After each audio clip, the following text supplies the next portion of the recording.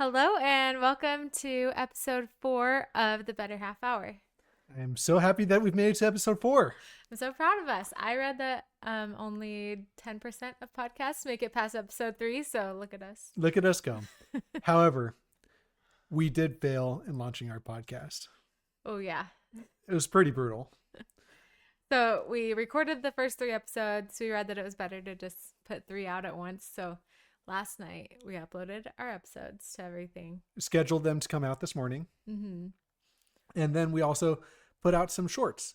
Now, the episodes, the long form, they haven't gained too much traction yet, but the shorts were gaining some traction. Yeah, that was exciting. Yeah, a couple hundred views, they were doing well. And then we had 2 of them out. So we're like, let's put out a third. We even waited to the afternoon. Okay, we put some space between them. The third didn't do great, but then the fourth just literally didn't get zero. And the 5th, we posted 2. Yeah, we posted 2 more. We way overdid it. Well, because we were just like, we had them all prepped, and I was like, okay, maybe the 4th was just a fluke. Let's put 1 more out. And now I'm pretty sure our account is flagged for spam or something. Yeah, we shouldn't have done that because on top of the 3 full episodes, that made 8 videos that we posted today. Yeah. So I mean, it kind of makes sense that they would be suspicious. I guess, but yeah, everything you read is you want to have a good backlog of content. Right. Yeah. You want if people find you, then they have more things to watch. So we won't always be posting 8 videos in a day. We just got excited. Yeah, and I guess lessons learned, and hopefully our videos will make their way around to people to watch. Yeah, we're hoping it finds the right audience because we're not here to give parenting advice. Obviously, we're not experts at any of these things we're talking about, but we just want to have fun and hopefully be entertaining. If nothing else, we'll have video journals of this time of our life, which I think we'll be really happy about. Yes. So if you found us, we're glad you're here, and we'd love if you leave a review or comment or something to let us know where you're from maybe, and just say hi. We also have an Instagram account that we can build a community on there. So come follow us on Instagram. And, we're really open to see how this goes. I've mentioned I do a fantasy book podcast, and that has a pretty small audience as well. But we do have a Discord that I've loved talking to people on. And that's, I think, more well suited for books because there's a lot of conversations to have and stuff. So we just now figure out what this community grows into and hopefully find some good community building that way. Yes. We'd love to get to know you. We'll figure out some channel for us all to chat and be friends. And hopefully our videos are not just seen as spam in the algorithm, and we can recover from this fail. Yes, I sure hope so. It was exciting though. All right. But we did avoid a tragedy tonight of epic proportions. Which tragedy are you speaking of? The train? The train. Okay. So on our last episode, we were talking, I think it was the last one, about losing kids' toys and how you spend way too much time doing that when you're a parent of young children. Well, we had another episode of that today. Our 2-year-old has been obsessed with trains, so obsessed, and he got a new train yesterday. Today, we also have been talking about thrifting a lot. We were at Goodwill, and he put his train in the cart so that we wouldn't lose it. But then at some point in the store, he saw another train across the store, and we abandoned the cart, left it in the aisle, and he booked it to this other train. And we left the store without his old train and didn't realize it until 4 hours later. And Mackenzie called me in a fluster about this. It was not a great moment. We had piano lessons in 30 minutes. We had, it was a lot going on. I just had something kind of stressful at work happen. So I was like, I gotta get this report. It was just the prototypical needed to get the report into the boss because he had a stressful meeting with a client, and I was up against the deadline, so I couldn't do a lot. My problems were not not at that level, but but luckily our son went to piano, you went to Goodwill, and we found the train. It was still in the cart, still in the aisle. I had called them before, and they were they looked through all the aisles and couldn't find it, and dang it, I'm gonna have to go. I have to bring 3 kids with me to go look for the train. And we got there and it was just still there. Meanwhile, our son was having his own epic journey. He's 8, and piano it's in our neighborhood, a few streets down. It's not so he's starting to get comfortable going there on it by himself. It's kind of his first big independent thing that he's doing. And so I get home from work and see his bike still in the garage. And I'm like, what? So I come in the house, look for him. He's not in the house. So I go down to his piano teacher and I'm relieved to see he's in there. I'm like, why did you walk? And he said that his chain fell off the bike. So he spent a lot of time trying to get the chain back on his bike, which I'm proud of him that he worked on it, but couldn't do it. And so he got there a little bit late due to his chain not being on his bike. But he had the opportunity to try to work through a problem himself, figured out a solution, just walking there. And I think if we had been there, he would have. I think he would have. That's something that would have derailed him. Yeah, for sure. Yeah. So I'm proud of him for figuring that out. Yeah. And for making it to piano. Yeah, he did. And his piano teacher said he had a great attitude. That's awesome. Yeah. Yeah, it could have been very different if we had been home. Way to go for independence. And he was only by himself for a few minutes to make that clear. Yeah. We're not leaving our son at home. It was like Mackenzie was going to Goodwill and he was going to leave right then to go to piano. And Josh was on his way home from work. And I work I work less than a mile away. Yeah. Anyway, just to clarify. Please don't call CPS. And we know between there and here, we know like tons of people. He knows tons of people. Yeah, we feel safe sending him to piano. Yep. On his own. Oh, okay. That's out of the way. Any other crazy stories from this week?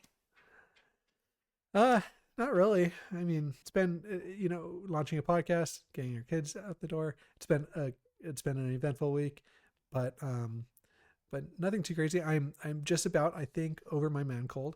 I think I would have been, except for our 2-year-old decided to be awake from about 11:30 to 2:30 last night in the middle of the night.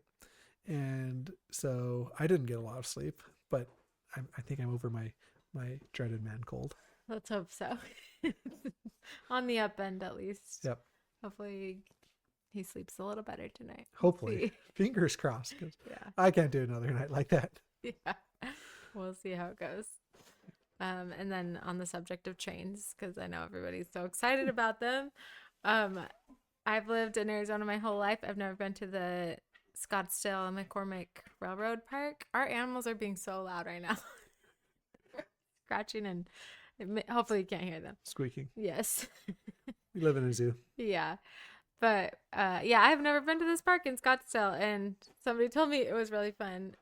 We might need to go check on him. But I took my 2-year-old there yesterday and it's so cool. I thought it was just like a little train ride, but there's a train ride. There's like a massive playground. There's a whole indoor building of model trains. Like we could have spent all day there. You were sending me pictures and I think it's a money laundering thing because here's this premium piece of real estate in Scottsdale and it's free to enter, right? Yeah. And you were saying the train ride. The train ride is $3. 2 and under are free. Yeah. There's a carousel. I don't know. There's like hardly anything there costs money and it's all cheap and yeah. And it's large, right? It's not just some rinky little house or building or something. So I'm convinced there's some sort of money laundering operation going on there. And that's why they don't need to be profitable. Because the real estate, I hazard a guess, but it's easily in the like 8, probably like 7 or 8 figures. Yeah, but they've probably owned this land for like a really but still, long time. If you're sitting on $10 million of land, you've got to be tempted to do something with it. I don't know. They just opened an indoor playground that you have to pay for, but it's like $6. So it's not even compared to a lot of other things here. It's really not that much. Well, okay. I don't know, but I was happy to find it and worth the 40-minute drive to get there. Very nice. Well, yeah, you were, it seemed like our 2-year-old was in heaven. Oh, he was. It seemed like you were happy to have him in heaven. Yeah. And he doesn't like to leave the house. So it's a big deal when he finds somewhere that he likes to be. Yep. Yeah. That was fun. He's just as happy to sit and play trains for 10 hours in the house. Exactly. So I was happy to get out and play trains somewhere else. Yeah. All right. Well, we have another Am I the A-hole segment. Yeah, we both came up with stories this time. We both have stories. And okay, do you want to go first or do you want me to go first? We don't know each other's stories. I went last time, so why don't you go? I can go. Okay, I'm just going to read it. All right. Okay, this one is actually Am I the Jerk? Okay. And it's only from today. More PG rated. Yeah. I like it. Yeah. Am I the jerk for publicly correcting my mother-in-law after she called me a bad mother in front of everyone? Okay. Ooh, I got mine's an in-law one too. This one got me fired up. Oh, okay. Okay. What if we disagree? Are you gonna be mad at me? Uh, Yeah. Okay. All I right. don't Let's think do you're it. going to disagree, but Okay. we'll see. Okay. Okay. I am 34 female, married to my husband, 36 male, for 7 years, together for almost 10. We have 2 kids, 5 and 2. My relationship with my mother-in-law has always been tense, but mostly polite on the surface. She has very strong opinions about motherhood, especially the whole kids should always come first no matter what thing. I work full-time. My husband also works. We split childcare pretty evenly. I'm not a perfect mom, but I am present. My kids are fed, loved, safe, and generally happy. Over the years, she's made comments like, when I was a mother, I never needed help, or children suffer when mothers are too career focused. Always said with a smile, so if you call it out, you look crazy. Last weekend, we had a family dinner for my husband's birthday. Extended family, about 12 people, kids running around, normal chaos. At some point, my youngest had a meltdown because she skipped her nap. I took her to another room to calm her down.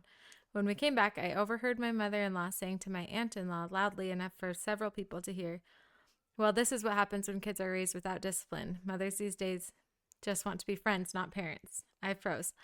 It was very clear that she meant me. I felt humiliated and angry. My face was burning. No one said anything, just awkward silence. I tried to let it go for maybe 2 minutes, but she kept going, saying things like, I don't blame the kids, I blame the parenting, and laughing.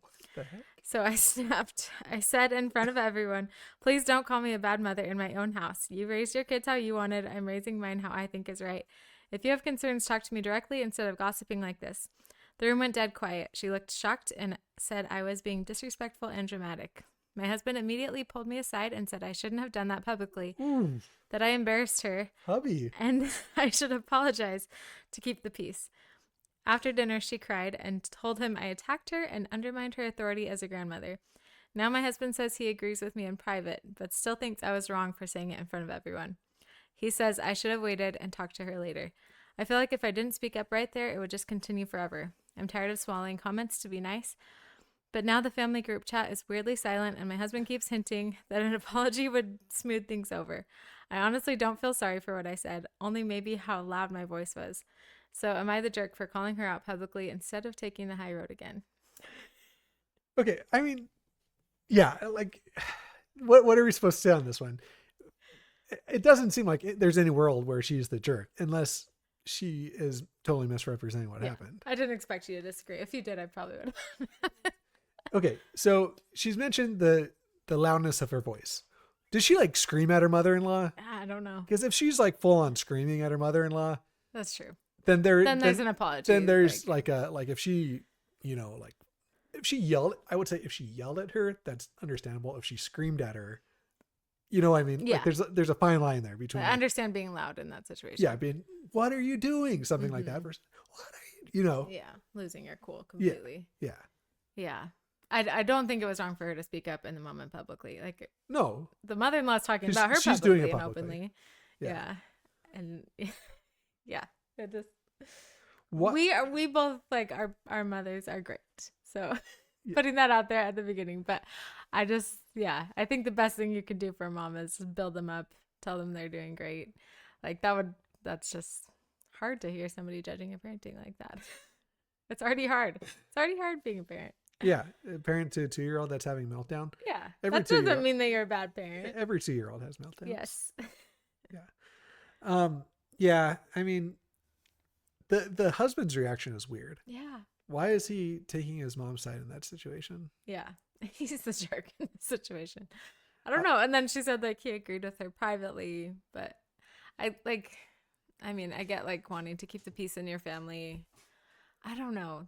That's tough. Like, yeah.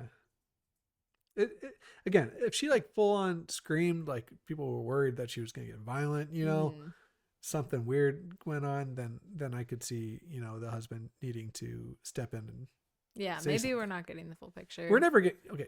You never get the full picture. Yeah, and it's always biased towards the person writing the story. Yeah. But I don't know, maybe keeping the peace could have been him taking his wife's side. Yeah. And especially undermine the authority that she has as the grandmother. Yeah. Look, if they're in her house, like the grandmother's house, then yeah, she has a certain amount of authority. Like if she wants to tell the kids not to drink, drink on the couch, like have food Yeah. or drink on the couch, And then the then mom's like, oh yeah, it's fine. then that's her. I could see that being her authority, right? Mm-hmm. Of like setting boundaries in her house for where the kids can have food or drink, or if they're jumping on the couch and she doesn't want them, there's all sorts of things like that where she would have like a little bit more quote unquote authority. But like if she's in the parents' house,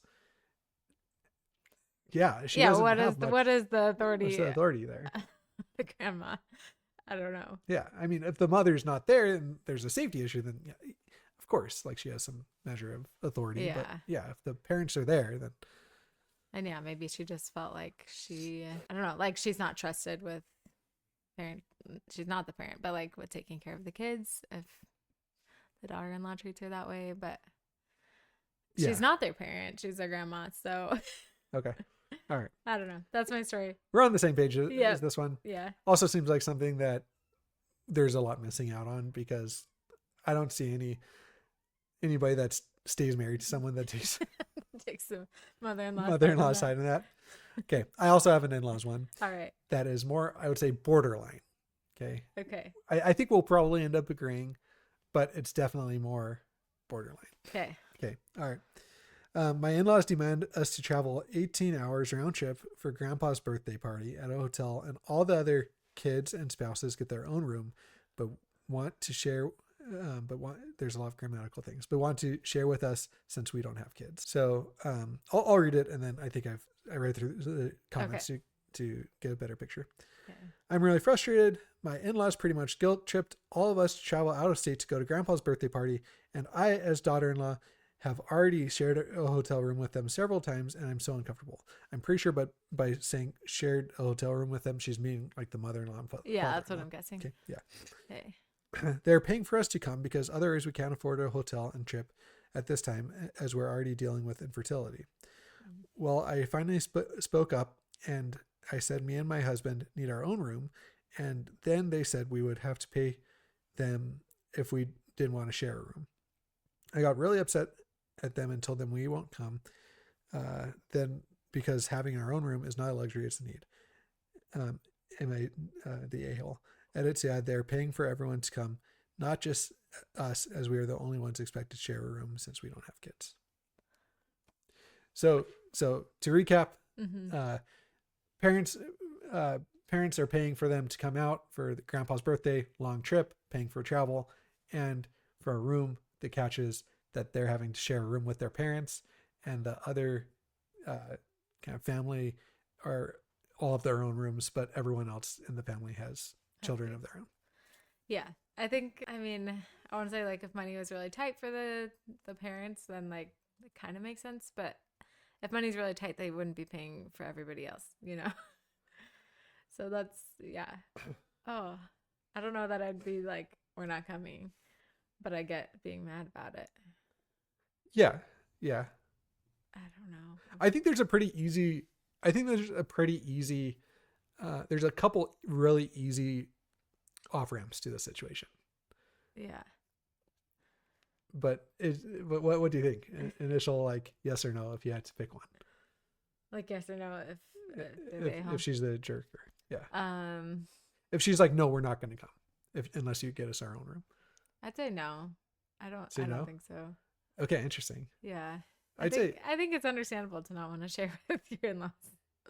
Yeah, but is it the in-laws' responsibility to provide you a room? Well, but they can't pay for their own room. But they're providing them like a base level of accommodation, I think. Yeah. But they're paying for everybody else.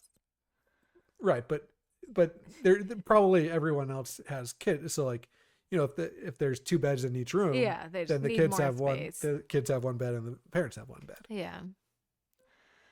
I don't know. Yeah. My reaction is no, though. Okay. Interesting. I think yes. Yeah. Okay. Here's the thing. I think one, if you just immediately put out that ultimatum of saying we're not going to come unless you give us our own room, I think that makes you a jerk. Here's the thing. I think you could either say, hey, since you're paying for half a room for us, why don't you go in half the room and we'll go in half the room? Because if you can't like if you can't pay for, like if you don't want to pay for your own, what you Yeah. see as your, then you should just have your, like, let your husband go and say, Yeah. hey, I don't feel comfortable sharing a room. I understand that, you know, you're stretching yourself pretty thin paying for everyone else's room because they have kids, but I don't feel comfortable with it. But saying we're not going to go, like that seems a little That's true. jerkish. That's true. There's other options in between. Like there's so many options. That's the thing. Like she could say, hey, could you pay for half of a room and we'll cover the other half because that's what you're essentially doing. Or my husband can go and I'm going to stay. Yeah. Or, you know, you can at least like express that concern and, hey, next time we'd really appreciate if you could work it out in the budget to get us our own room. You know, like, and then if they're not going to, at least you've shared that with them that you want that. So I think putting that ultimatum out there, I think that's Yeah. pretty, I think that Yeah. crosses the line into, yes. That makes it hard to communicate for future things. Yeah. So, okay, that's interesting. Yeah, it's an interesting disagreement. Yeah. I think yeah. They probably have more insight into like how much money The in-laws have. the in-laws have, you know, if they're not stressed financially at all and just still like don't want to like pay for a room, our then that's kind of or annoying like principally saying, no, we're not going to pay a room because you don't have kids. you don't have kids. Yeah. But again, is it like because you don't have kids, or it's because, Why else would it be though? well, not because it's not because they don't have a kid, but it's like just the fact of the matter that You don't need more you don't space. need more space. You have Yeah, a bed. but What they're doing there's is rooms that just have one bed, you know. right. But if they're yeah, it depends on like a lot of things. Like if, you know, say it's basically the same cost to get 2 full beds as Yeah. one, then, you know, then Seems, I don't know. So there's that, and then like how many nights is it? Like it's 3 nights. Oh, Sorry, I should okay, mention I that. missed that. She didn't say. She said in a comment, I think. Okay, yeah, I guess 3 nights is kind of borderline. I was gonna say if it's 1 or 2, like just deal with it. It's not that big of a deal, but 3 nights is borderline. kind of long. Yep. Yeah. So that's okay. All right. I think that's the first time we've had like a straight up kind of disagreement. So heated. So heated. So intense here. I will just say we've had many times where we've stayed in less than ideal arrangements Oh yeah. with your family. We are very flexible. I Yeah. feel like Yeah. So I feel like even with kids. Yeah. We'll squish in a room. Yeah. It's fine. all right. Make it work. I appreciate you for being so flexible on that. Because my family's really huge, so it's like there's just sometimes not. Like we've rented like big Airbnbs for Thanksgiving and stuff, and it's like each family gets 1 bedroom, or all the kids are in like 1 bunk bedroom, and you know you just have to make it work. Yeah. Yeah. And it does. Yeah. I think that's okay. All right. I don't want to say anything else to get me in trouble. The other discussion was the fertility thing about people being like, oh, they're punishing her for not having kids. I think that's kind of. I think that's taking it too personally. I understand. I totally understand the feeling, you know, how it would feel isolating, Yeah.